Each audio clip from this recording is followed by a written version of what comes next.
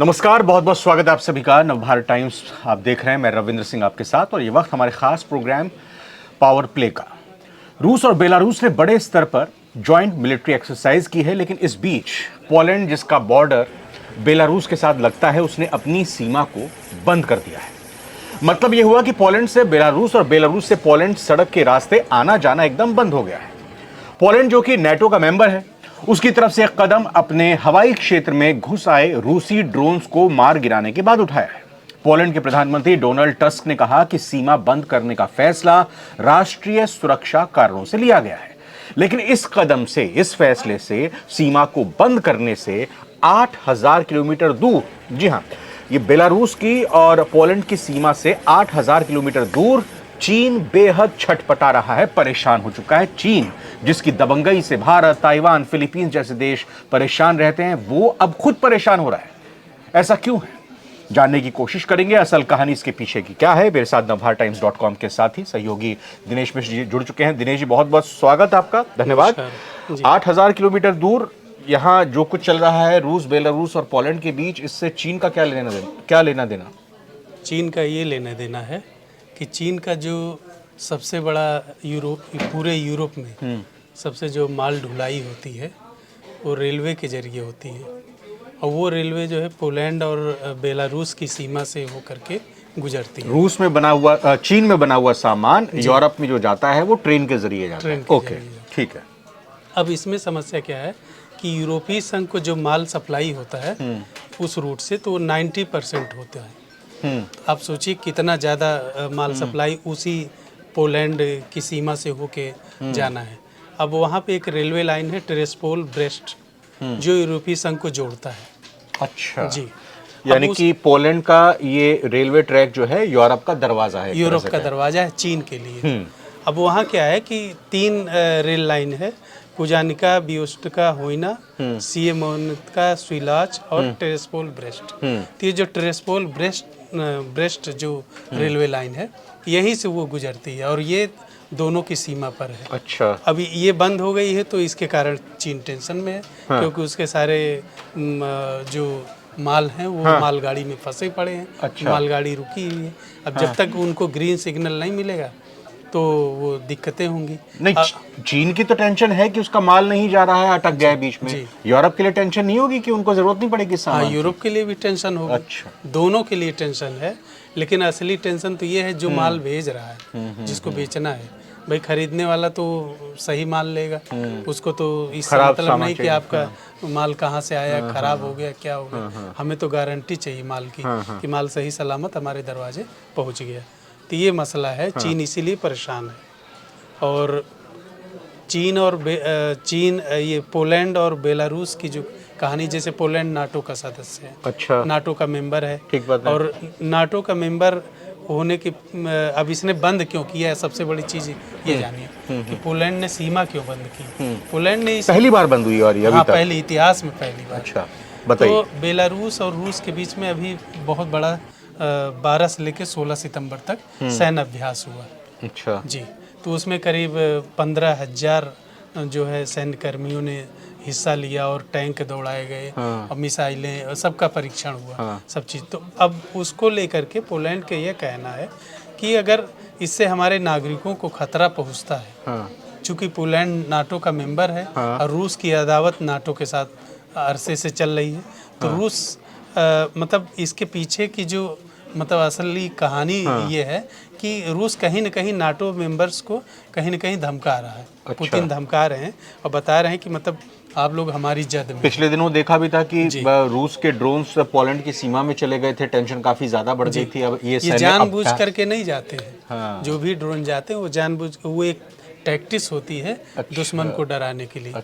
कि धमकी देने की कि देखो, जैसे भारत की ब्रह्मोस पाकिस्तान पहुंच गई थी। जी, तो वो बताते हैं कि देखिए साहब, गलती से मतलब वो कहा तो जाता है कि गलती से चली गई, लेकिन वो बताया जाता है असल में उसके पीछे कहानी टेस्ट कर रहे होते हैं कि देखिए आप हमारी जद में हैं, कभी भी आप पर हमला हो सकता है।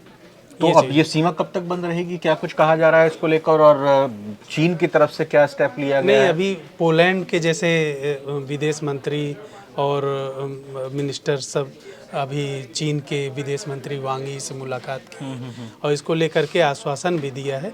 लेकिन अब उसमें बड़ी समस्या है कि जब तक ये मसला हल नहीं होगा, मतलब रूस और जैसे रूस ने भी कहीं मैं देख रहा था कि रूस ने भी अपील की है कि बॉर्डर खोले जाएं, लेकिन जब तक पूरी गारंटी पोलैंड नहीं पाएगा तब तक वो खोलना दरवाज़ा मुश्किल होगा। अभी जैसे एक और भी चीज़ है कि चीन और यूरोपीय संघ के बीच जो मतलब माल ढुलाई है, आप समझिए 29 या 30 बिलियन डॉलर तक हो चुकी है अभी तक चीन और यूरोपीय संघ के बीच में।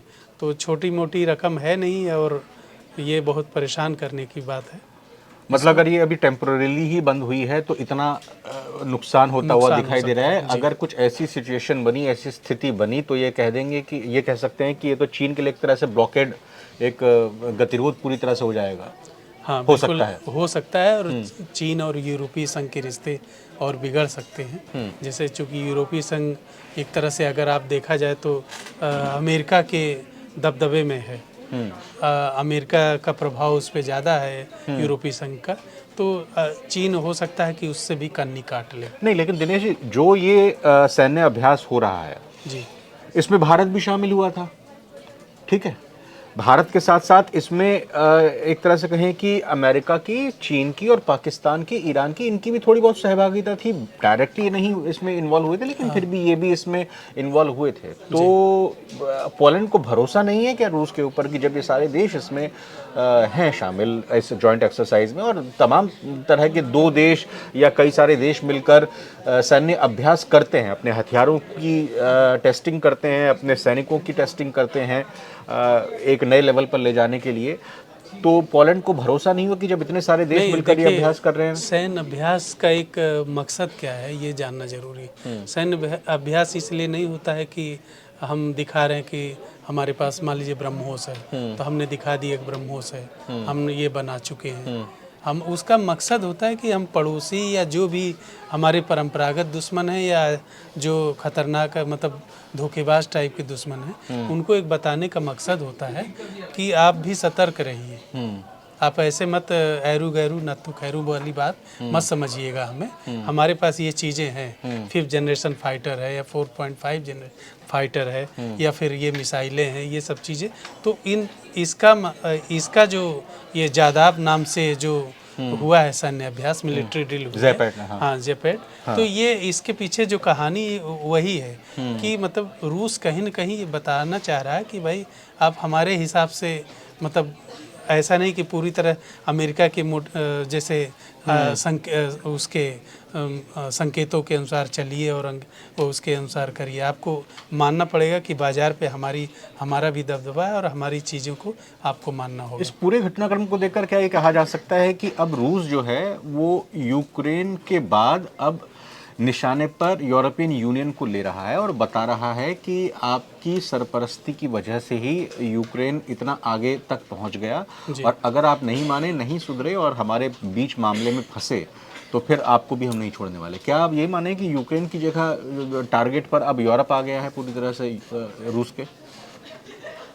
यूरोप तो पहले से ही था। अभी जैसे गैस को लेकर के जैसे ट्रंप ने रूस पूरे यूरोप से कहा है, इंडिया से भी कहा कि रूस से आप तेल न खरीदिए, यूरोपीय संघ से कहा कि आप गैस मत लीजिए। तो कहने का मतलब ये है कि जो असली लड़ाई है वो अमेरिका चीन के वर्चस्व की है। ओके, ठीक है। यहाँ प्लेग्राउंड कौन बन रहा है? यूरोप का मैदान। यूरोप का मैदान प्लेग्राउंड बन रहा है। अब रूस उसमें क्या कहानी निभा रहा है? रूस क्या है? रूस का तो अलग मकसद है, वो यूक्रेन का एक अलग मकसद है, लेकिन रूस के साथ साथ चीन की दोस्ती है।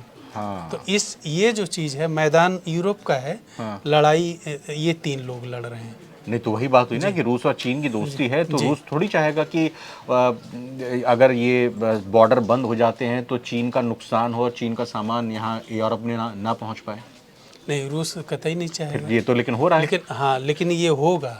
अभी और भी चीज़ें होंगी, कारण कि कहीं न कहीं से इसके पीछे समर्थन अमेरिका का भी मिल रहा है। तो इसलिए ये कदम उठाए गए हैं।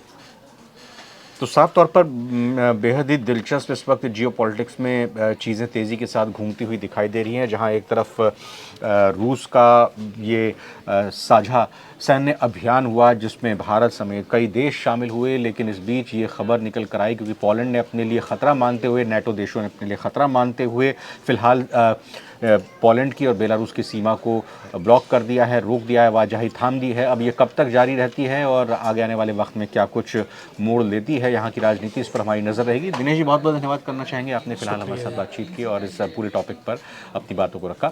फिलहाल इस वीडियो में इतना ही। नमस्कार। नमस्कार।